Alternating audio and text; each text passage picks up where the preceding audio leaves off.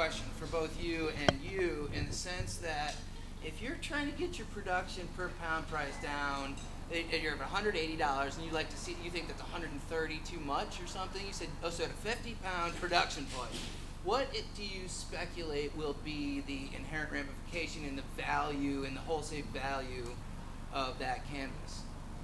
At least on my end. Are you trying to drop the price of this weed more and more by doing that, or no? No, I'm trying to drop my price of production so I can survive. And anybody's. Because I say that I want to grow cannabis for $50 a pound does not mean that I want to see dispensaries stop selling it for $14 a gram. Yeah, right. Two different statements, right? Cool. That's enough. Now, second, how about your ROI in this whole build-out? And how long and how deep is your war chest to survive losses for how many years? Well, that's the intention, is to build this so we can survive. Right, I hear you. Because if we had to pay twice as much for electricity every month, that's going to kill us. So our whole intention has been preparing for this inevitable price drop. It was, But you sort of as a model have to anticipate potential losses for like a foreseeable. It's been 3 years. Yeah, it's a bloodbath. Yeah. People talk about getting this industry because they have passion for it, and I have a definition of passion that's a little different. I don't mean like I love something. To me, passion is something I'm willing to sacrifice and take loss for and bleed for. And I think that's what this requires. It's passion is taking on a whole new meaning for me in OLCC rec campus. Zach, do you want to throw in on that? Yeah, you guys scare me up here. In California, it's a little different, right? I mean, we have a bigger market. We have more people knocking on our doors. But I think the biggest piece of advice I could give anybody in this industry is to be able to like pivot. I always say what we're doing now is because like what was the right thing to do a year ago might not be the right thing now. We saw wholesale prices starting to go down because at first we came out of the medical market where it was essentially all white label. You would go to whatever dispensary and you would sell your goods in a turkey bag, and as long as they paid you, it was a good account. And then all of a sudden it went to like branding your own products, and to me in California market, like the best way we're able to hold on to that value for like a premium product is by branding it and by demanding value from it.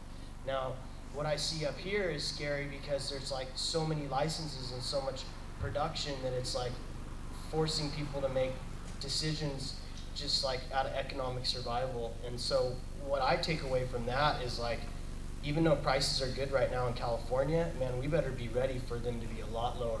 There's fire sales setting the standard. People going out of business and just trying to liquidate anything they can, and the retailers are assuming that that's the market value. But all that's not a sustainable equation, clearly. Close to 10 years ago, I was bud tending, and a guy came in to sell some outdoor weed, and I told him, hey man, someone's been selling this killer outdoor for $800, and he goes, who is it? I'm gonna kill him. And it's just people protecting their lifestyle and protecting the way they live, and they've, if you got a Vietnam vet that's been growing weed for a long time, he doesn't want to hear from a 20-year-old kid what the value of weed is. So I think you got to be able to pivot. You got to be able to like know what you want to do, and then adapt to the market that surrounds you, and just be open-minded to change. Like we weren't even open-minded to LEDs at all, and then just by accident, by Schmitt approaching us, we were able to increase our production. And also, we've won some awards recently, and we're super stoked. And just by being open-minded and not being the guy that like knows everything and doesn't listen, I think if you're open-minded and you listen, the possibilities are endless of what you can do. Laura, did you have anything? Being in tier 2? No, I'm tier 1. Or tier 1, sorry. So I think for us, it's very much, we're focused on craft and growing organically, and so we're trying to make sure that we produce a product that we would be fine smoking, right? Yeah. And so it's a little different for us, but we're hanging on. Yeah.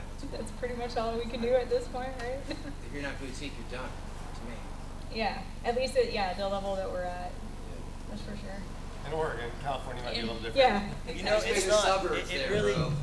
Sorry, it really isn't any different. I don't think anywhere.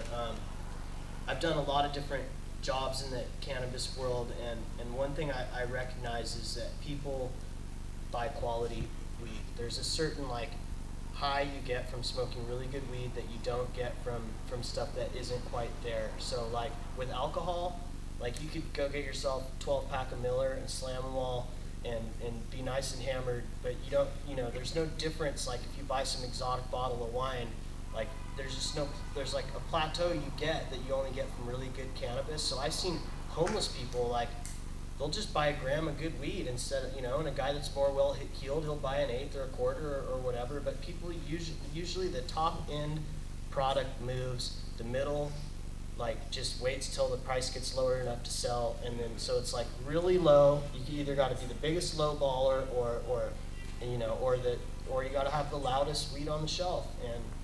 And as a cultivator, that's a challenge. You got to be looking for the right strains. You got to keep upping your game every year. As soon as you think you got it down, you're done. So I just recommend people to keep learning and keep after it. Go ahead. Now, it sounds to me like what you're describing is a maturing market. Now, are you guys helping to influence the feds to maybe start getting this stuff legalized so that we can, move beyond the local market toward the to the export Adam, you outside? still here? Okay. Commercial. Do you know Adam Schmitt from the Craft Cannabis Alliance? So the short answer is yes. There are members here who support Adam and know Adam. There are members here that know and support Adam and the Craft Cannabis Alliance, and there's legislation that he has been working diligently on here in the state of Oregon to allow export, or at least to have us set up to export once it's federally allowed. And then he wants to push that national and has been raising money to do so. So yes, export is obviously for everybody, it's the normalizer. As the market matures, we look at things like Oregon, closed borders. We scare the shit out of people in California that go, wait a minute, what do you mean 400 a pound, right? But then you look at California, and one part is to say, in California, it's coming. But another part is to say, well, based on the way your system is moving along through licensing, we might be exporting before it's coming, and then you're exporting as well. And so they might not see what we saw in Oregon. But eventually, the game is not amongst us. The game is amongst those with the most money. Because if I have enough money and I want to take over the cannabis space and it's federally legal, I'm going to come in with my $50 trillion and I'm going to build super efficient facilities, and I'm going to start selling cannabis far cheaper than any of you can afford to do it until you go away.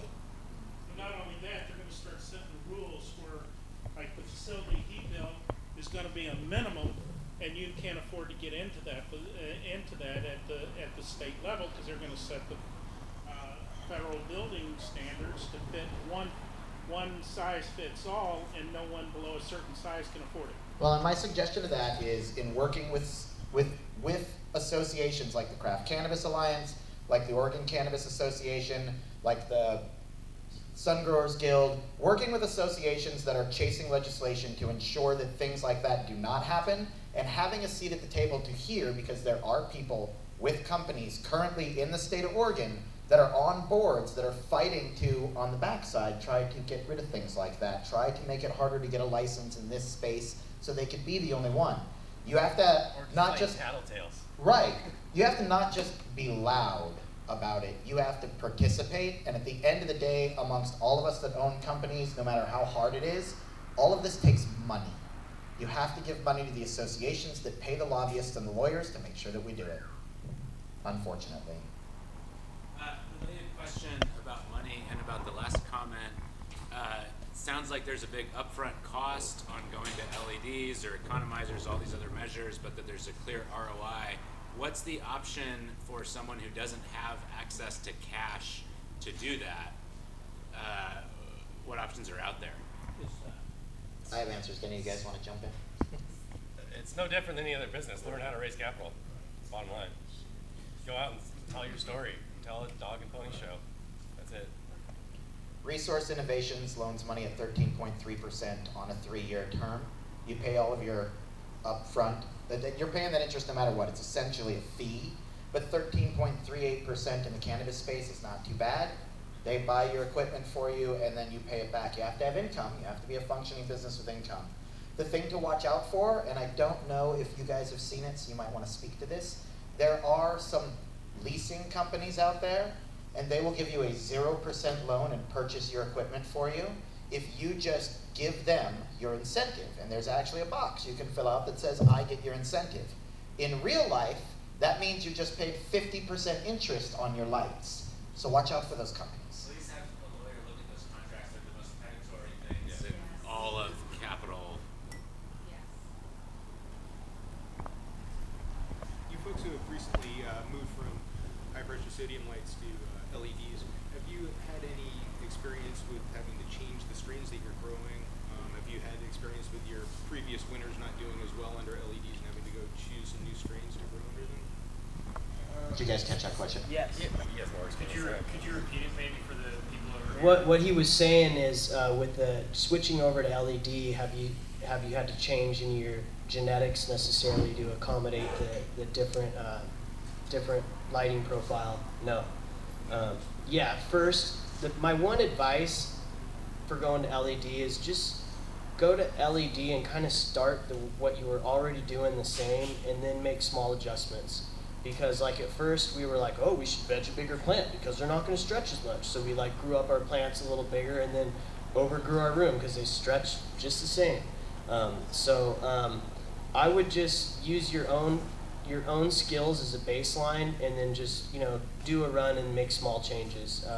I think the most changes we had to make were more just like adjusting the environmental changes, because the lights don't generate as much heat, your ACs don't work as hard, so you have to either have like a dehumidifying HVAC, like the really exotic Aeons or Desert Airs, or you have to kind of like tool the equipment that you have to get your temperatures and humidities right.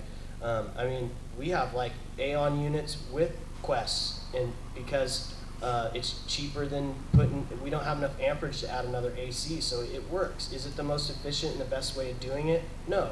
But does it work? Yes. So like sometimes you just have to like go with what works at the moment, and then when we do our next phase of our build out, I'll be able to dial in everything a little bit more the way I really want to. But you kind of have to learn how to walk before you can run, and you got to use the tools that you have, and you have money to spend. What is the best way to spend your money? Branding, marketing, equipment. I mean, there's so many things that seem important. What goes first, what goes second, what goes third, and I think everybody's got to evaluate that for their own situation. I think also one of the things that we saw was your phenos change. When you change the environment of a plant, a phenotypical expression is going to change. It takes about a year usually, but it's why we see, if you look on the galaxy, you'll see SFV and OG Kush, right? Like we all know, those have been around a while. SFV, OG Kush, totally different strains. Genetically, they're not. They're the exact same strain. One grows by the ocean and one grows in the valley. So it's just more proof that when you pick up a strain from an outdoor farm or from an indoor farm and you bring it somewhere, or you're growing it under HID light, you change your entire environment and the spectrum of light, that genetic's going to change on its own. Did that influence your selections? A little bit, and one thing that I do notice that the LEDs do is they bring out like fainter colors. So you'll have a strain maybe you've grown under, high pressure sodium for a long time, and then you grow it under LED, and all of a sudden it's a little bit pink or a little bit purple, and you've never seen those colors before. And with the not as much radiant heat, you don't get as much damage to the flower. So they really are really fantastic actually, and we've had some strains that like come out different under HPS versus LED as far as the look of them. So then there's a couple strains we only run under the LED, just because we're getting colors and unique, and you get a little more nose sometimes. So the weight was that. Tritone profile any different? Yeah, I mean, It's hard to say because we still have success under HPS, but I would say like after for doing it for a few years, I would say on average we're getting a little more nose and a little more color out of the HPS and a little bit higher THC on average, and just as much if not more weight. You mean that LED? Yeah, on the LED, yeah. So I mean, like, you put all that together and there's more of an upfront cost, and you know, you gotta factor all that out. I mean, when you open up a bag of weed and it smells good and it's like shining diamonds and, you know, people go, what do you want for it? So yeah, that's, I like the LED. Just a quick note, under LED, like we've seen about, on certain strains, we've seen like 5 to 6 days faster Yes. flowering. So that's another. So, under the LED, do you get a better terpene profile? Yes. Yeah, that's what we've seen for sure. And she's right about it finishing faster, and I'm not sure if that's actually from the LED or just like high light intensity. Yeah. It takes a lot of HPS lights to, like it takes a really big room, like a couple hundred light room, like with all the cross lighting to get that like par rating close to, you know, what you can get from some of the LEDs. So I'm not sure if that finishing faster is the LED or just the high, you know, the higher par ratings. I'm leaning towards the higher par ratings, but I think it's easier to get those higher par ratings from the LEDs, especially when you're using something like the Spider. Like, it makes me want to grow weed in my garage again, because I'm like, man, I can get like 1,000 par and under 2 lights. Let's go. Yeah. So we have. Oh, What I'll say is it's no different than it's been forever. Is you got to figure out the strains that work in your environment. No grow is perfect. We're all trying to get there, and certain strains work in your farm, and LED changes that equation. But they are more photons, and we've noticed is we need to 90% max on the fluences. Is they don't damage the flower, but the leaves show a little more leaf burn because they're working so hard. The stomata is opening up. There's more photons for sure. One thing I forgot to mention too is the dimming capabilities of the LEDs. And when you put that like system wide across a larger footprint, I mean, you don't need to go to 100% for a while. So if your first 3 to 4 weeks of flower are at 40, 50, 60%, that's 40, it's actually linear. So you're using 40, 50, 60% amperage.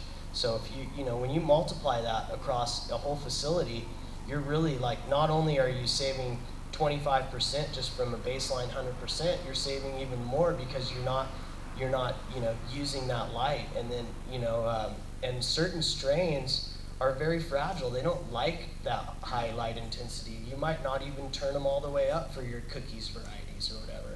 Or you might just have a total hog that wants as much light as it can get, and you're able to give it to them. And the way we have one of our LED rooms set up is we have a dimmer on each row. So if I'm planting different varieties in different rows, I'm able to kind of give them the light treatment that they need, and I'm saving energy and continually like not stunting the plant out. Like if you give a plant too much light, it's going to stop growing. If you give it the right amount of light, it's going to grow every day. Laura. Oh, I was just gonna say we have both spiders and vipers, and spiders are the ones that do that. Yeah, that finish faster. Yeah. The vipers don't do it. Yeah, because the vipers Yeah. aren't quite as bright. So and they're like higher. They're higher. Higher But they're great to. They're a great. We've had the spiders for a few years now, and I love the spiders. But we just got some vipers in the one room I showed you where we're like half high pressure sodium, half LED. So like, you know, usually most people use the vipers on their top level, and it's if you have like a build out that's already done and you've already built it, you could just like hang some of the vipers up to your unistrut, just where your old, you know, high pressure sodiums used to be. So I do like the spiders better, but you know, there's a use for the other ones too. Yeah. So back to Chris, our automated logic system, right now we have 14 dimmers throughout our 268 lights, and they're manual 0 to 10 volt dimmers. We're figuring out light cycles by strain, figuring out this whole LED thing. But as soon as we have that figured out, our automated logic system will remove those contacts out of the 0 to 10 volt dimmers, and we'll plug that into our automated logic, and that'll all be on a program, so nobody touches them throughout the cycle. You put in what strain and light menu you want, and then Chris is going to help us get money back for that. We've been talking about that for a while. I think you were back there for a while. Yeah, are you adjusting spectra at all, or are these fixed only and dimmed? Depends on the light that you choose. I have the most experience with the Fluence lights, and you don't adjust the spectrum. They sort of have a one size fits all. They call it, I think it's a Vizio spec, I believe, something like that. But it's a really pleasant light to work under. We had the other group in Sacramento that did the SMUD test with us. They used the,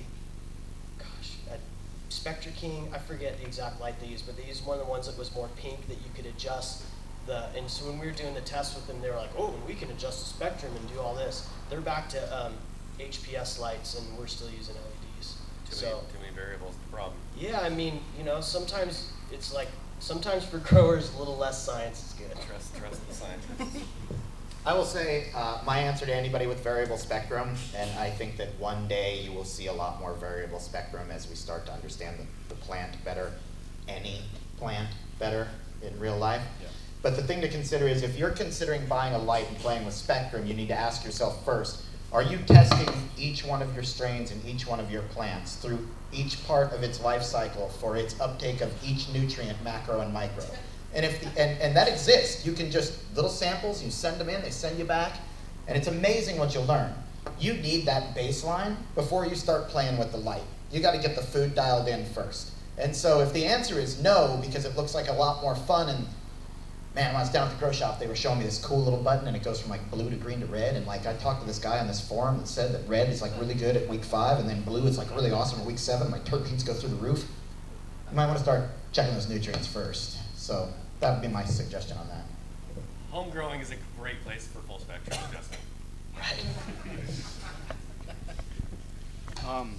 A question for you, actually. We've been looking at your $189 a pound total roll-off operating cost. Can you go into some detail as to what you're including in that? I want to know too, does that include trimming? That does include trimming. To you, Ben? Machine. So here's the fun part. When we did that, that included trimming manually. We took trimming from, at the time, we were paying $100 a pound in trimming. We took that down to $12 a pound after, with a new machine that we kind of rebuilt. So what it includes is anything that goes into the plant from the time that we start it until the time that it goes up for sale is what that, every auditor does it different. So I learned all this when we did it at the time. Every auditor does it differently. So what your audit might have been, what it might be different than mine. Ours, it direct was cost, direct cost. It was the labor, it was the electricity. We were really fortunate the way we built our building. Our electricity for our veg room and our electricity for our flower rooms were on 2 separate meters. So we could actually get exact numbers off each meter to know what it cost, which was kind of nice. But it was the clone cube, the labor that went into it, how much time it took. Like, there was literally like, let's take a stopwatch and watch how long it takes to clone SFV and how long it takes to clone cookies and how long it takes, and get an average and then break down the time scales and then find out what our discount is on the cubes when we buy them at this level and how many, and then how many cubes we go through and what our success rate is of those cubes, so that we can calculate that it costs us 13 cents a clone. Like, and of that 13 cents, it cost us this much in labor and this much in electricity and this much in materials, and we had to do that all the way through.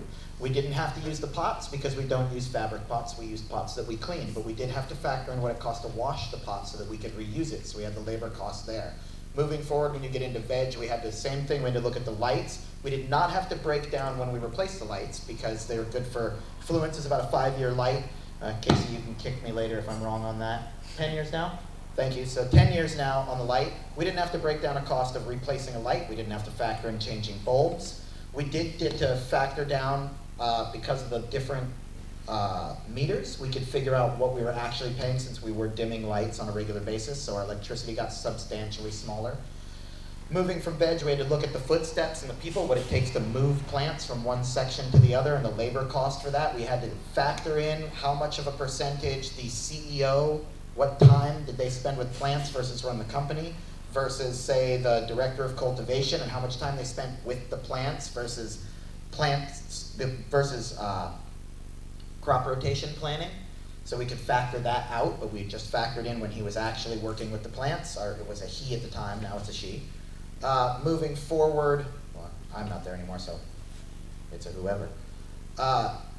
Moving forward, when we got into the bloom, it was the same thing. All of those factors as it went through, if we had loss, we had to deduct that on a grand scale over the course of 1 year they wanted. Let's look at a year. How many flowering plants do you lose? As everyone here knows, it's exceptionally rare to lose a flowering plant. If you can get her all the way there, then she's pretty much good unless somebody really screws up. So we were in pretty good shape with that. And then it broke down to the harvest, what it costs per plant to cut them down, to hang them, each metric tag, how much time was spent by the person who enters it in metric, what the trimming cost was, what the bag or the jar that it went in was, how much electricity we used while we were curing. We didn't have to factor in delivery. That was it. On the shelf, ready to go. That's what went into 189. And none of your licensing or any of the, you separated all those costs? Correct, all separated out. Direct costs. Direct costs. Business direct costs. Right. Looking at your Not gross the margin. building. All your building, all your HVAC systems, the systems themselves, the original consults are not part of it, because they were all fixed costs, right? Correct. Only your variable costs. Well, only our fixed cost to cultivating the plant at that time. All of the fixed cost of all the assets in the building, we did not have to count. We owned the building, we would have had to count rent if we had rent, but we didn't have rent. Okay. So obviously a large factor for a lot of companies. Can you tell us about your machine and $12 a pound hand trimming statement? Yeah, that's a funny thing. I will share this with anybody, which I've had like a whole bunch of people say, shh, stop telling people that. So if you get who knows what a resonator is? Nice. So they make these things called resonators. They look like a Traeger barbecue, and they've got a net inside of it, and they slowly turn. They got 3 different speeds to turn. And the side of it, you plug in liquid CO2.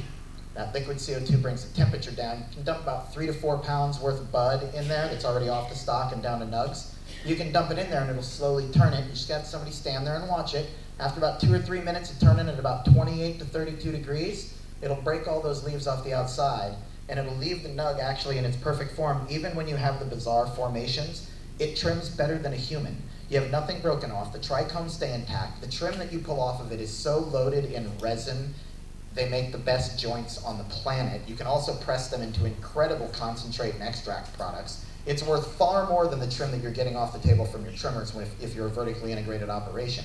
And then what you do is, once again, talking about efficiency, you stare at that piece of equipment for a second and go, how about I take this plastic piece of shit down to where they build brewery equipment, and I have them make me one out of stainless steel so it can withstand colder temperatures.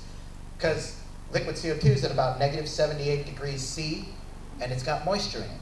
Well, what happens if I go and grab negative 278 liquid nitrogen that has no moisture in it? I would use substantially less to get my temperature down. I wouldn't break the equipment because it's made out of metal.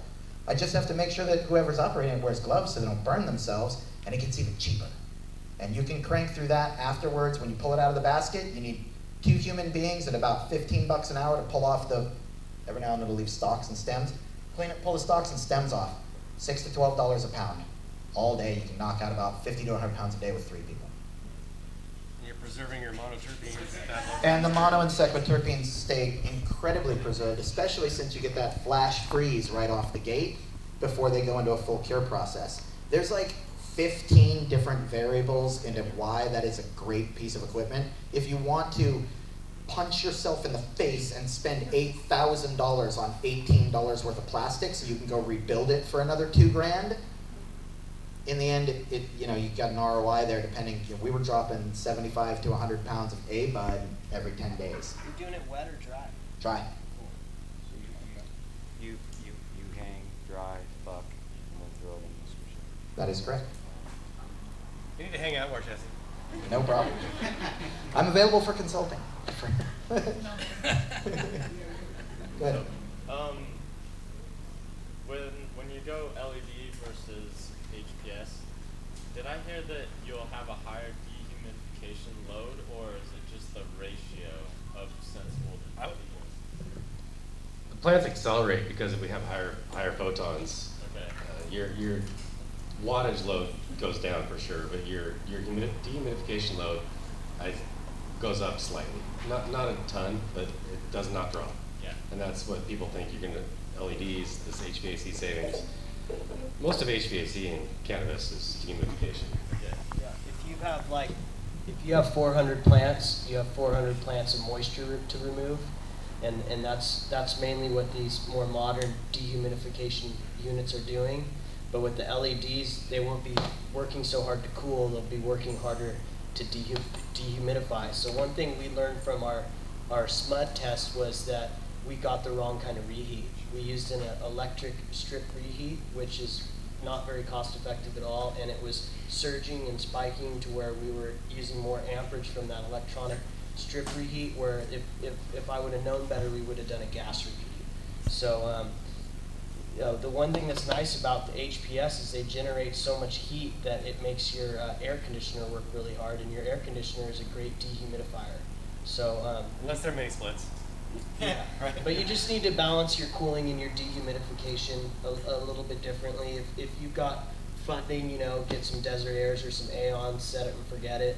If you're a little more gangster, then just get whatever you got and use it, man. So, what is the limiting factor then on basically how much a plant can transpire in a 12-hour light period? Because I was kind of under the surface area of the plant. But doesn't there have to be a certain amount of energy that goes into that plant? Like I kind of thought it would relate back to the wattage of lighting and how much. Back to LED. I think the LEDs speed that up with the higher photons is what we're seeing. Okay. But it's not a significant amount, not as much as you're losing in wattage at all. So they're perspiring basically, or transpiring a little more, but not less. They're definitely, they drink more because they don't.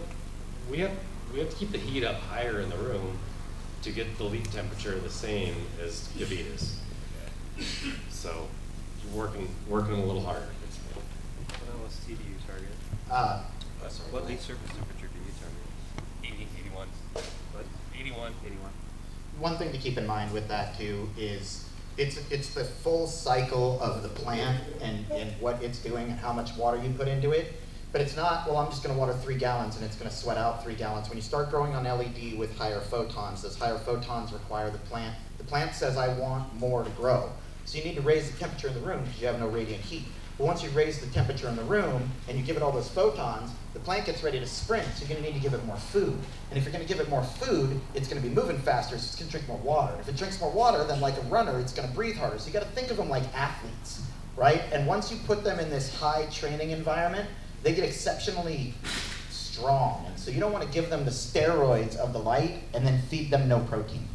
So it's all of it goes together in that transpiration. And once they're transpiring and you have them running at that efficiency, your humidities can actually run substantially higher without running into problems because along with their efficiency, their immune systems are picked up so high that with a good system that someone like Reagan can put into your HVAC systems, you can be running at 60 and 70% humidities and have plants that are just loving it. And it's why you see plants that thrive in places like Colombia outdoor, because they have that type of environment that they can thrive in. And I can take one more question after we finish this answer. A lot of times too, it's not just the like a lot of people want to go VPD, they want to go high heat and high humidity because the plant grows so fast. But you also have to factor in, like bugs and pests and molds and mildews. So you have to find your own personal, threshold that where you're growing the plant as fast as you want to without growing too many molds or mildews. So yes, and on one thing too, 60-70% humidity is cool, but you can't have big swings. So if you're gonna stay humid the whole time. What the plants don't like is they don't like to be humid, then dry, then you know what I mean. So it's like if you're gonna be dry, stay dry. If you're gonna be humid, stay humid. From my experience, the plant doesn't like to be bounced around too much. That's when you're gonna have issues that makes everybody work longer than they want to work. Yeah, think of it like a sports car. You can get somewhere real fast going 100 miles an hour, But if you pile that thing up, it's going to be an epic train wreck. I can take one more question, and then Derek wants to shut it down for some comments, and we'll be done to mingle. Anyone else? Have you seen Outco it's actually San Diego, El Cajon? They have a tiered growing system. There's actually like this amazing picture of it right here. That's really amazing. Here, I'll just give you guys this and take a look at this. Is that like a pip rack or something? It's 2 full racks. And I don't know if you guys had seen it. Yeah, that's looks like a pip rack, and those we don't have any of them, but they're really expensive. They're really nice. You know, you can do a lot of cool stuff with the pallet racks too, and it's just Jesse was talking about Brooklyn uses those. it just depends on how well heeled you are. You know, if you got someone with super deep pockets, they want to get you all fluence and all pip racks, you got a Ferrari, man. You know, if you have a good cultivator, you're going to do great. But can you get the same job done, you know, by using something stationary that's more cost effective and kind of like tooling stuff yourself? Yes, you can. It just depends on your budget and what you want to do. Oh yeah, that's what we're all aspiring to do. Cubic feet. Well, I think we need to wrap it up here. I want to thank all the panelists for coming up, especially some from so far away. Definitely thank everybody for coming out, and at that I will hand it off to Derek for some closing statements. On this side. Yes, I'll come over here. Thank you everybody for coming. I hope you enjoyed the evening. I hope you found it of value. I want to thank all the panelists. I want to thank Jesse for being our first MC as an operator. That's what we intend to do with these events going forward. We're going to be doing these events in Seattle later this year. We're going to be doing them in Massachusetts, Michigan, and probably elsewhere. We encourage you guys to become a member of Resource Innovation Institute. We are a membership organization. We appreciate the support. We need it to keep creating venues like this. We can help you dial in your understanding of how your facility is performing relative to the rest of the world. And we're here for you. We're here to help out, man. So we're here to help you connect to resources that you need to help you be more efficient. So thank you all, everybody. Have a great night. And at halftime, I think the Blazers